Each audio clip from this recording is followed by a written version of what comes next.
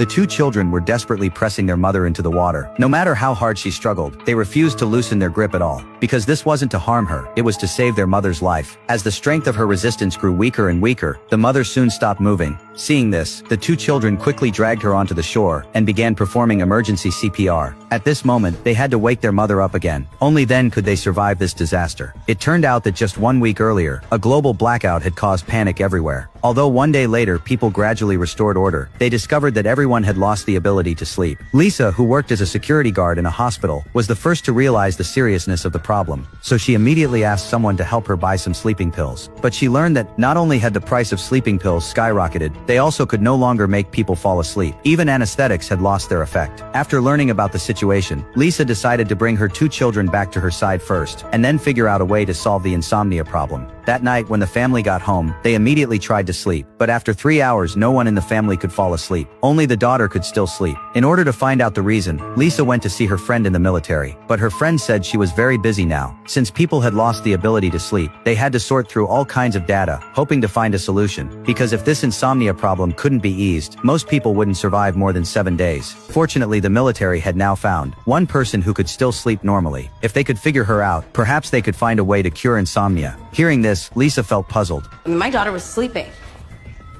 Are you sure? Joe, they're setting up a whole station based on this one sleeper. That's how big of a deal she is.